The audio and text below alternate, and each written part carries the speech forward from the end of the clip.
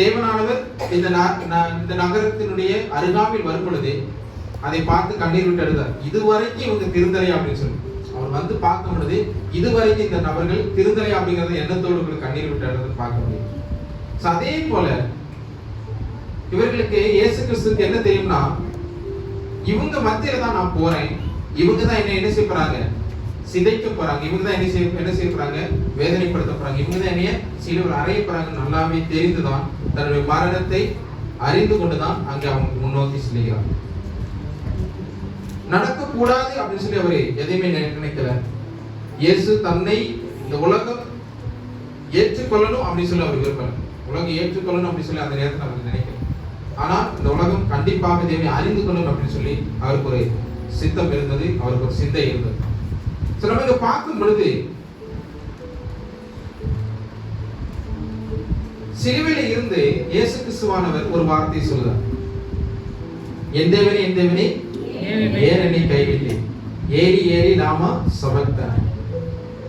இப்ப விசுவாசிகளாகிய நம்மளுமே பல நேரத்துல இதே வார்த்தைகளை கேட்பது கடவுளே ஏன் எனக்கு இப்படிப்பட்டதான சோதனை அப்படின்னு சொல்லி இங்க நம்ம பார்க்கும் பொழுது இந்த 7 மொழிகள்ல ஒன்று மட்டும்தான் ஒரு கேள்வி எழுப்பக்கூடியதான ஒரு மொழியாக இருக்கிறது.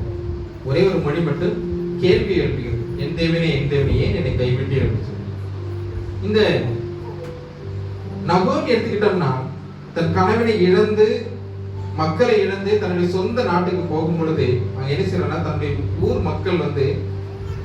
மக்கள்கிட்ட அவர் சொல்றார், நீங்க என்னை வந்து நகோமின்னு அழைக்க வேண்டாம், தேவனானவர் எனக்கு என்ன செஞ்சிட்டாரு, கசப்பை கட்டளையிட்டார் அப்படின்னு சொல்றாரு. நகோமி அப்படி சொல்றாரு, நீங்க எனக்கு என்ன வந்துட்டு நகோமின்னு அழைக்காதீங்க, ஏன் அப்படி சொன்னா மாறாமல் அழைங்க. ஏன் அப்படின்னா சர்வ வல்லவர் எனக்கு கசப்பை கட்டளையிட்டார் அப்படின்னு. இப்ப விசுவாச வாழ்க்கையில இப்படிப்பட்டதான வேதனைகள் வரலாம், பலருக்கும் இப்படிப்பட்டதான வேதனைகள் வரலாம், சோதனைகள் வரலாம், கஷ்டங்கள் வரலாம். ஆனா நம்மளுடைய இந்த விசுவாச வாழ்க்கையில தேவனை அறிந்து கொண்டவர்களாக நம்ம தேவனுக்குள்ளாக கடந்து செல்ல வேண்டும். இதையும் நம்ம என்ன செய்யணும், கடந்து செல்லணும். தேவனானவர் இந்த பாடுகளை படும் பொழுது என் தேவனே ஏன் என்னை கைவிட்டீர் அப்படிங்கிறார். அப்போ இங்க பார்க்கும் பொழுது பாடுகள் எல்லாமே முடிஞ்சதுக்கு அப்புறமாக தான் இந்த வார்த்தை சொல்றாரு. இங்க இயேசு கிறிஸ்துவை கொண்டு போறாங்க, அங்க நியாயசனத்துல வைக்கிறாங்க, அங்க வச்சு தேவனானவர் ஏன் கர்த்தாவே என்னை கைவிட்டீங்கன்னு கேட்கல. அதுக்கப்புறமா அங்குள்ள ராஜா கிட்ட கொண்டு போறாங்க, அங்கேயும் அவர் கேட்கல. சாட்டையால் அடிக்கிறாங்க, அங்க கேட்கல. முள்கிரீடத்தை வைக்கிறாங்க, அந்த டைம்ல அவனே செய்யல, ஏன் என்னை கைவிட்டீங்கன்னு கேட்கல. ஆணியால அடிக்கிறாங்க, கையில் அடிக்கிறாங்க, கேட்கவே இல்லை. ஏன் என்னை கைவிட்டீங்கன்னு கேட்கல. அமைதியா தான் இருந்தார். அமைதியாக இருந்ததுக்கு வழி இருந்தது, அதற்கான இது இருந்துச்சு. ஆனால் அவர் ஒண்ணுமே கேட்கல. கர்த்தாவே ஏன் என்னை கைவிட்டீங்க. காலில் அரைஞ்சாங்க ஆணிய, அப்பமும் அவர் கேட்கல. விழா இவங்களை குத்துனாங்க, குத்தி அப்படியே டெஸ்ட் பண்றாங்க, அப்பமும் கேட்கல. பல விதமான நிந்தைகள் அவமானங்கள் எல்லாமே வந்துச்சு, அப்பவுமே அவர் கேட்கல. அவர் எப்ப கேட்கிறாருன்னா இந்த ஒரு தருணத்துல கேட்கிறார், எந்தவனே ஏன் அப்படின்னா இந்த ஒரு நேரத்துல தேவன்கிட்ட இருந்த அந்த பரிசுத்தம் விலகி மனுஷத்துவம் வருது. அதாவது அந்த பாவம் அந்த நேரத்துல அவருக்குள்ளாக வருது. நம்மளுடைய பாவம் எல்லாம் யார்கிட்ட போகுது, இயேசு கிறிஸ்து கிட்ட போகுது. அந்த நேரத்துல பிதாவுக்கும் குமாரனுக்கும் இடையில ஒரு கேப் வருது. பிதாவுக்கும் குமாரனுக்கு இடையில ஒரு கேப் வருது. பிதாவானவர் என்ன செய்யறார், முகம் அவருக்கு காண்பிக்க, முகத்தை அவருக்கு காண்பிக்க. முகத்தை காண்பிக்கலன்னா பிதாவானவர் மகா பரிசுத்தம் உள்ளவர். அவர் என்ன செஞ்சிருக்காரு, தன்னுடைய குமாரன் அனுப்பியிருக்காரு பாவத்தை சுமந்து தீர்ப்பதற்காக. அப்ப அந்த பாவம் ஆட்டோமேட்டிக்கா வரும்பொழுது அந்த நேரத்துல என்னுடைய மகன் அப்படி சொல்லிதானே உறவு கொண்டாட முடியாது. அப்போ என்னுடைய மகன் சொல்லும்போது அந்த பாவம் யாருக்கிட்ட சேர்ந்து போயிடும், பிதா கிட்டே சேர்ந்து போயிடும். அப்ப இங்க என்ன செய்யறார் அப்படின்னா, தேவனானவர் அந்த நேரத்துல ஒரு நிமிடம் அவர் கைவிட்ட சூழ்நிலை. ஏன் அப்படின்னா இயேசு கிறிஸ்துவானவர்கிட்ட எதற்காக சிலுவையில் அறையப்பட்டாரு, நம்முடைய பாவங்கள் சுமந்து. அப்ப அந்த பாவத்தை சுமக்கக்கூடிய அந்த தருணத்துல தான் தேவனானவர் என்ன செய்யறார், அந்த பாவம் உள்ள வந்ததும் ஒரு செகண்ட் தான், அந்த ஒரு செகண்ட் கூட தேவனானவர் தேவன் கிட்ட இருந்து குமாரன் வந்து பிரிந்திருக்க முடியாம அந்த வார்த்தைகளை என்ன செய்யறாரு, உரைக்கிறார். என் தேவனே ஏன் என்னை கைவிட்டீர் அப்படி. அந்த ஒரு செகண்ட் தான். நம்ம இப்படி எல்லாம் இருக்குமா?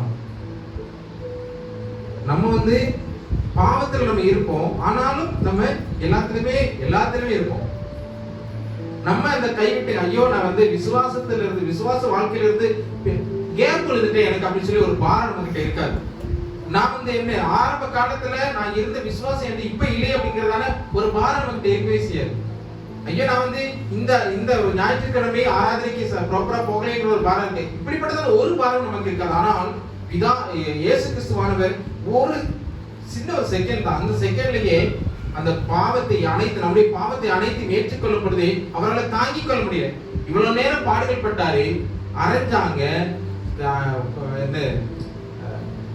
சிலுவையில் அரைந்தாங்க, ஆணி வச்சு கையில அரைஞ்சாங்க, காலில் அரைஞ்சாங்க, ஈட்டி வச்சு வயிற்றுல குத்துனாங்க. இதெல்லாம் பண்ணும்போது கூட அவருக்கு வேதனையா தெரியல. எது வேதனையா தெரிஞ்சுன்னா கொஞ்ச நேரத்துல பிதா கிட்ட இருந்து பிரிந்து காணப்பட்டது. ஒரு செகண்ட்ல பிரிந்து காணப்பட்டது அவர் ரொம்ப வருத்தமாக இருக்கும். ஆகவே தான் அந்த நேரத்துல தேவனானவர் ஒரு மனுஷத்துவத்துல என்ன செய்றாரு? என் தேவனே ஏன் என்னை கைவிட்டீர்? அந்த வார்த்தை ஏன் என்னை கைவிட்டீர் அப்படிங்கிறது. இன்றைக்கு பலரும் என்ன செய்றாங்க? இதை எடுத்து அவர் பிதா, அவர் கடவுள் தானே, அவர் ஏன் இந்த வார்த்தையை சொல்லணும் அப்படிங்கிறதான ஒரு பெரிய ஒரு டிபேட்டே போய்கிட்டு. ஆனா அதற்கான உண்மைத்துவம் என்னன்னு சொன்னா, தேவனானவர் மனுஷர்களுடைய பாவத்தை எடுக்கும் பொழுது ஆட்டோமேட்டிக்கா தேவனுக்கும் குமாரனுக்கும் இடையில சின்ன ஒரு கேப் வருது. அந்த கேப் வரும்பொழுதுதான் என்ன ஆகுது? தேவனானவர் இந்த வார்த்தையை சொல்லுறார். என் தேவனே ஏன் என்னை கைவிட்டீர் அப்படிங்கிறதான இந்த வார்த்தையை சொல்கிறார். ஆகவே கிறிஸ்துக்குள் அன்பாருங்க, நம்ம ஒவ்வொரு பேருமே தேவனுக்குள்ளாக நம்ம சேர்ந்து இருக்கிறோமா, விருந்து காணப்படுகிறோமா, நமக்கு அந்த வருத்தம் இருக்குதா அப்படிங்கிறத நம்ம உண்மைக்கு சோதித்தறியும். ஒவ்வொரு முறையும் நம்ம திருசபைக்கு வர, ஒவ்வொரு முறையும் நம்ம வேதவசனத்தை கேட்கிறோம், ஒவ்வொரு முறையும் ஜெபத்துல இருக்கிறோம், நல்ல வார்த்தைகள் பேசுறோம், நமக்குள்ள நல்ல கிரியைகள் இருக்கிறதா, நமக்குள்ள பாவம் இருக்கிறதா, அதற்கான நம்ம வருந்துறோமா அப்படிங்கிறத நம்மளே நாமே சோதித்து பார்ப்போம். தேவன் நாமே இந்த வார்த்தைகள் ஆசீர்வதிப்பாராக. நாம் யாவரும் எழுந்து நிற்கலாம்.